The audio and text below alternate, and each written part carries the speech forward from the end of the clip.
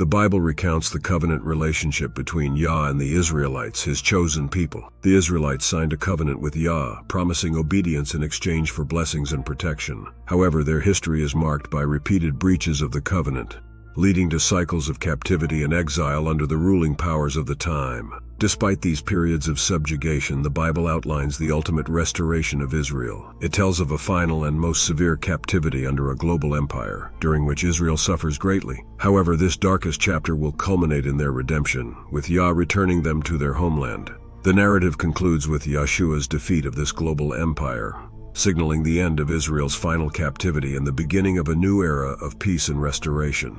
Covenant with the Israelites. The Old Testament establishes the covenant between Yah and the Israelites, with Moses serving as the intermediary. At Mount Sinai, Yah and the Israelites signed a covenant that required them to obey his laws, and in return they would receive blessings, prosperity, and leadership among nations. This is seen in Exodus 19:5-6, where Yah says, "Now if you obey me fully and keep my covenant, then out of all nations you will be my treasured possession.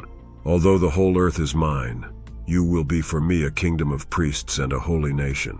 This covenant was foundational, establishing the Israelites' unique role among nations and defining their responsibilities. The Israelites' role. As Yah's chosen people, the Israelites were set apart to be a kingdom of priests and a holy nation. This role carried with it the responsibility of teaching and leading other nations in the ways of Yah. As long as the Israelites remained obedient, they were promised blessings, including prosperity in their land and favor among other peoples. However, failure to uphold the covenant would result in consequences, such as captivity, exile, and loss of blessings. Grafting in the Gentiles. The New Testament introduces Yeshua, who came to fulfill the covenant and the prophecies, although his mission was initially focused on the lost sheep of the house of Israel.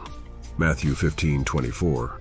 It eventually expanded to include Gentiles. This expansion is described as a form of grafting, where Gentiles are grafted into the covenant promises through Yeshua's sacrifice. However, this grafting does not mean that Gentiles receive all the promises given to Israel. Instead, they share in the promises made to Abraham, which are promises of faith and righteousness, but not necessarily the same nationalistic or land-based promises given to Israel. Paul explains this concept of grafting in Romans 11:17-24, where he uses the metaphor of an olive tree to describe how some branches, Israelites, were broken off due to unbelief, allowing wild olive branches, Gentiles, to be grafted in. This grafting does not grant Gentiles the same status or role as the Israelites. Rather, it allows them to share in the spiritual blessings promised to Abraham. Role of Yeshua. Yeshua's role was to bring redemption and restoration, ultimately fulfilling the covenant promises and opening a path for Gentiles to join in the faith through his sacrificial death and resurrection. Although his primary mission remained focused on the Israelites, the original covenant people, it eventually extended to Gentiles. The book of Revelation reinforces the Israelites' unique role, indicating that those who remain faithful will be made kings and priests. According to Revelation 5:10 in the King James Bible, "And hast made us unto our God kings and priests, and we shall reign on the earth."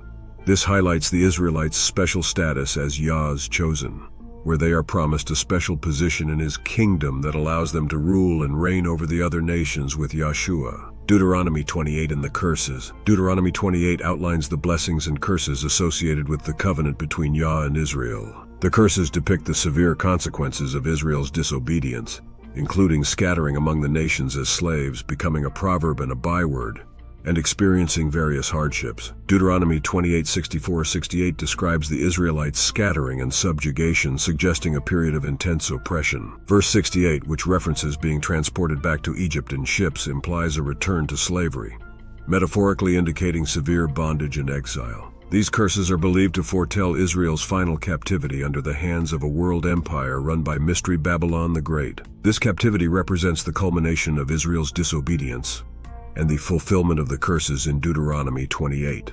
The imagery of Mystery Babylon encapsulates the oppressive forces that will control and enslave Israel in the last days. The prophets foretell that this period will be marked by extreme hardship, persecution, and scattering across the globe. Mystery Babylon the Great. The concept of Mystery Babylon the Great, the mother of harlots, is found in the book of Revelation, where this entity is portrayed as a powerful but corrupt system or nation opposing Yah and exploiting his people. Revelation 17:5 introduces this imagery, suggesting a complex network of power, idolatry, and corruption. The linkage between Mystery Babylon and Israel's final captivity points to a time when Israel is dominated by a powerful system that holds sway over many nations, leading to their ultimate suffering and dispersal.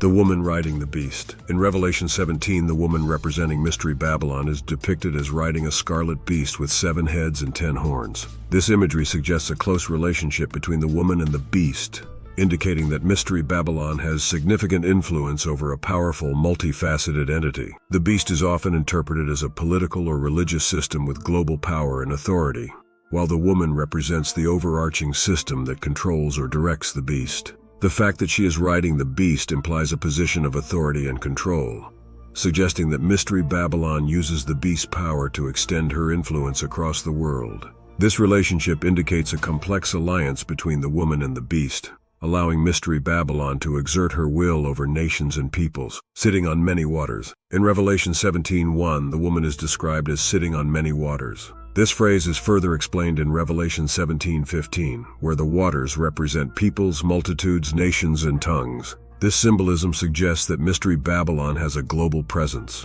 with a reach that extends across different cultures, languages, and regions. The depiction of sitting on many waters indicates that this entity has significant influence over the world's population, affecting a broad spectrum of societies, a global empire with influence. The representation of Mystery Babylon as a woman riding the beast and sitting on many waters underscores her status as a global empire with substantial influence. This system encompasses political, economic, and religious aspects, permeating various areas of human society. Mystery Babylon's power is not confined to a specific region. Instead, it spans the globe, impacting multiple nations and cultures. The imagery of the woman wearing luxurious clothing and holding a golden cup filled with abominations and filthiness, Revelation 17:4, suggests that Mystery Babylon is deeply rooted in corruption and idolatry. Her influence leads others into immoral practices and spiritual degradation, reinforcing the idea that this entity represents a pervasive force of evil that corrupts and oppresses. The final judgment. Mystery Babylon is a world imperialistic empire that controls all nations, holding Yah's children captive in the last days. It embodies a final system of corruption and power, exerting its influence on a global scale. However, there will come a time when Yah will deliver his people from Mystery Babylon's grip and return them to their homeland, Jerusalem, where they will live in peace until the events of Ezekiel 38 begin, Israel's restoration and final peace. In the last days, after Yah's people are freed from Mystery Babylon, they are returned to Jerusalem, Zion, to live in peace. They remain at peace until the events of Ezekiel 38 begin.